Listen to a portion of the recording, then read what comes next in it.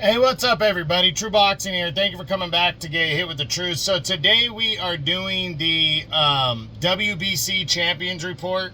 As this is the first annual Champions Report of 2025 for the WBC, the World Boxing Council. Now, before we get into that, if you could smash the like button, leave a comment, or subscribe to the channel, I really do appreciate any and all support that I can get as I continue to build my channel here.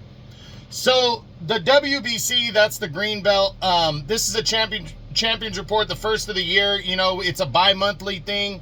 I discuss all champions and the title belts from 122 all the way to heavyweight. Let's get it started. We start with the 122-pound Super Bantamweight Championship, which is currently held by undefeated WBC and undisputed champion Naoya Inoue, the Monster. What we have heard is that, well, first off, Inoue successfully defended the WBC and undisputed title on January 24th. He was supposed to fight his IBF and WBO mandatory challenger, Sam Goodman. Goodman had to bail out with an injury, so he would face a replacement opponent in Ye Jun Kim. Dominated him, stopped him in 4 rounds to retain his undisputed title. There's already been talks about when he's going to return. The talk is that he will return on June 14th. In Las Vegas, and the front runner to land that fight is undefeated WBC mandatory challenger David Allen Picasso. We're waiting for that fight to get finalized. I believe that fight will be finalized before the next Champions Report. We'll keep you posted. Next at 126, we have a new champion, Stephen Fulton Jr. Fulton took on Brandon Figueroa on the February 1st Benavidez Morrell undercard and absolutely dominated Figueroa. He outboxed him, outclassed him in their rematch from their 2021 bout, in which Fulton won a majority decision in a Fight of the Year candidate. This time, he dominated Brandon Figueroa to take the WBC title. I don't know what happened to Brandon Figueroa, but it looked like at first like he was trying to box with Fulton, which was a mistake, and Fulton just ate his ass up, you know, and Figueroa seemed to have no answer. And Stephen Fulton, a very convincing unanimous decision victory as he captured a championship in a second weight class. There hasn't been any talk since that really about what he could do next. We know Ray Vargas, who's also in the PBC, is the champion in recess right now. That could be an option right there, but we got to wait and see. I think by the next Champions Report, we might have an idea of what Fulton might do next. Next at 130, the reigning champion there is O'Shaquie Foster. We really didn't hear anything concrete on Foster potentially getting a unification bout with WBO champion Imado Navarrete. I still think that's a possibility, especially since what I heard recently was that the other option was undefeated WBO champion at 126, Rafael Espinosa, moving up to 130 to challenge Navarrete for the title. But right now there's talks that that he is not ready. He wants to unify belts at 126 first. So that would leave that option still open, but does Navarrete want to take the fight? So gonna be interesting to see what happens. I do believe by the next Champions Report at the end of April that we're gonna have an answer, so we'll see.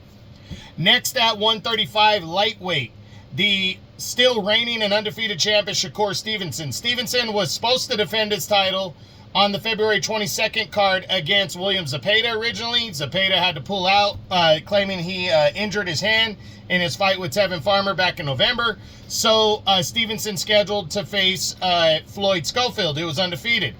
Just days before the fight, Schofield claimed that he was poisoned.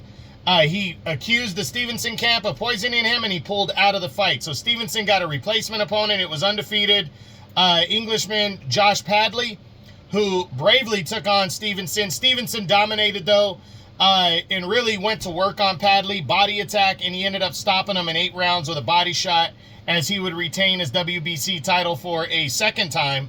Now the talk is that Stevenson is going to fight the winner of William Zepeda and Tevin Farmer in their rematch, as they will collide at the end of March in a rematch for the WBC interim title. I believe that's what's going to happen. Hopefully by the next Champions Report at the end of April, we have a projected date based on whoever wins that rematch right there. Zepeda took the first fight by a close split decision over 10 rounds to claim the interim WBC title.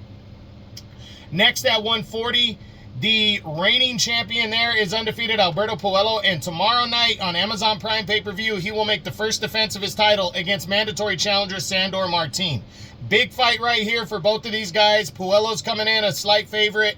Martin, though, is a good southpaw. This is a very good matchup. The winner, I think, especially if it's Puello, could be in line to unify belts against the winner of Valenzuela and Russell, who are also fighting on that card for the WBA title. Especially my winners, I've already made my picks. I got Puello beating Martin, and I got Russell beating Valenzuela. And that would mean a rematch right there to unify belts later this year. That would be huge, and that's something the PBC would definitely be willing to put together. So I do think there's a strong chance that if Puello wins and Russell wins especially, or even if it's Valenzuela, we could see unification later in the year. So a lot riding on this fight. Again, that's tomorrow night, March 1st on Amazon Prime pay-per-view.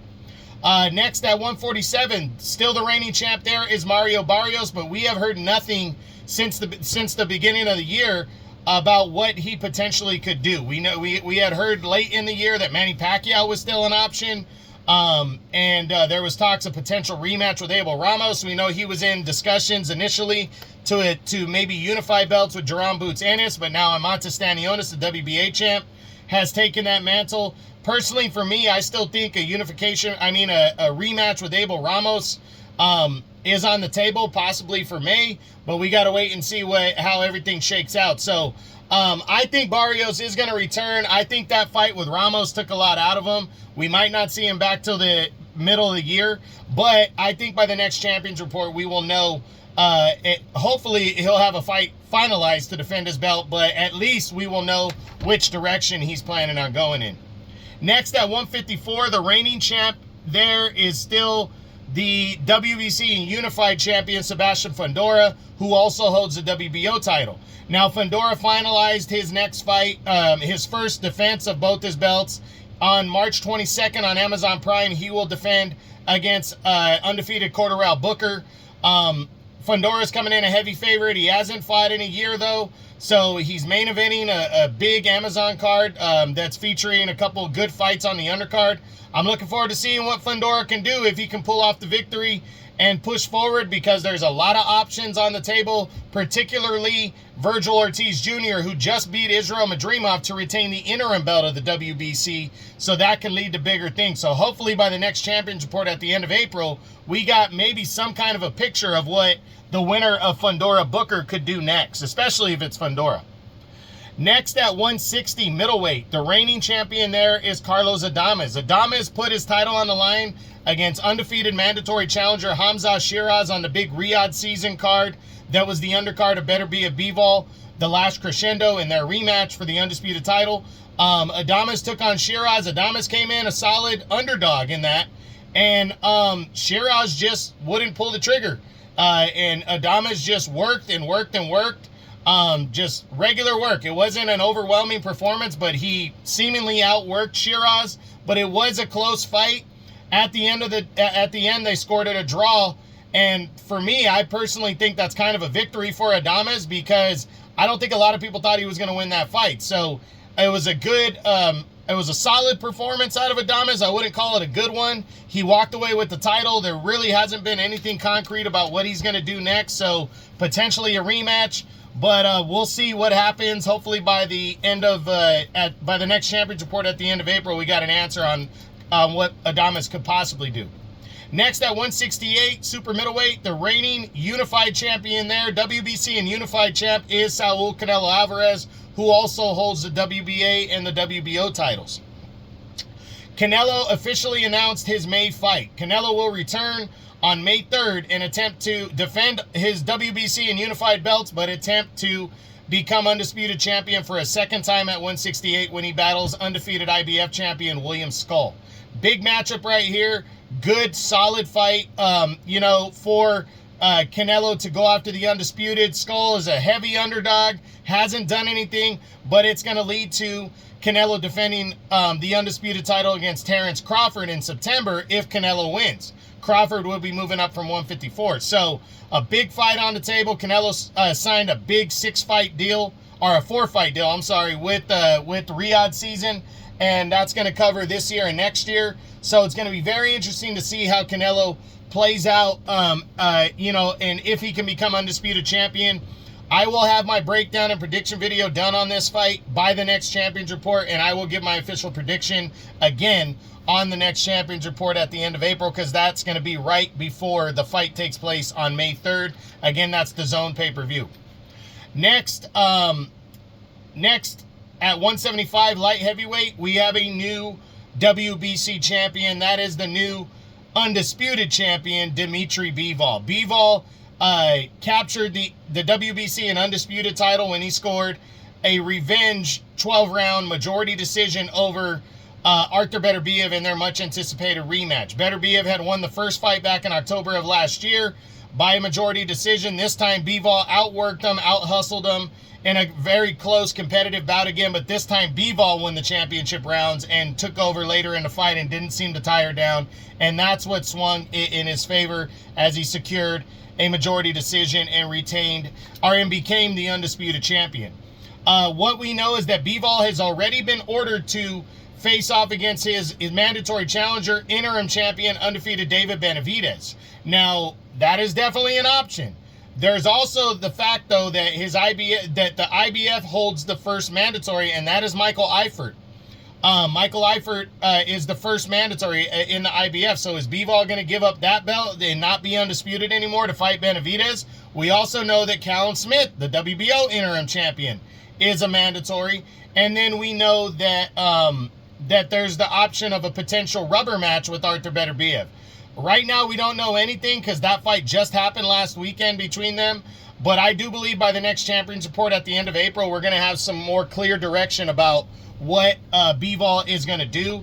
I really think, in my opinion, it's going to be Beterbiev for a third fight or Benavidez. So I don't see him giving up the WBC belt, but we'll see what happens. The WBC is usually lenient on step-aside money if it leads to a bigger fight. I could potentially see Bivol fighting Beterbiev again and Benavidez fighting like Callum Smith or Michael Eifert in a super mandatory bout, and then the winners squaring off maybe late this year, early next year. It just depends, especially the Canelo situation has a big impact on that as well. So we'll see. Again, hopefully we have more answers on Bivol by the next Champions Report.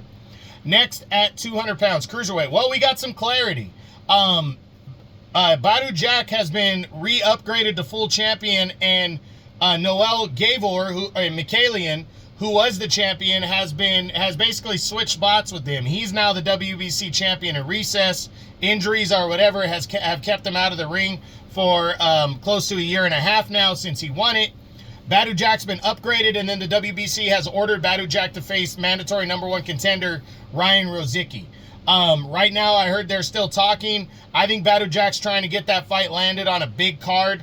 That way he can promote himself. But Badu Jack's all about trying to get those big fights. So I do believe by the next Champions Report, this fight will be finalized, and hopefully it'll be on a big card. We'll see what happens. And then at heavyweight, the reigning undefeated WBC and unified champ is Oleksandr Usyk. Usyk also holds the WBA Super and the WBO heavyweight titles.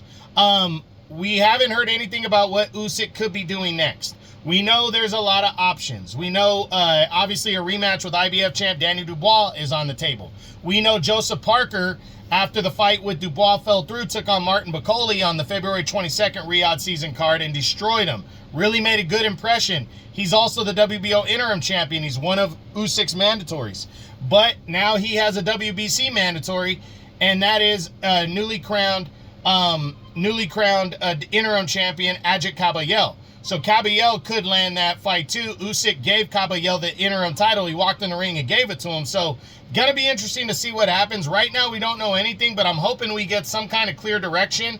I really believe in my heart that Joseph Parker may have moved to the front of the line, but we don't know anything. So I think by the next Champions Report, we're gonna figure out what's going on with Oleksandr Usyk and when he defends that title. So a lot going on in the WBC, a lot going on in boxing. Make sure you're checking it out. A lot of good things. This is the first Champions Report of 2025 for the WBC. I hope you enjoyed it. If you did, smash the like button, leave a comment, or subscribe to the channel. I appreciate any and all support. This is True Boxing. You've been hit with the truth.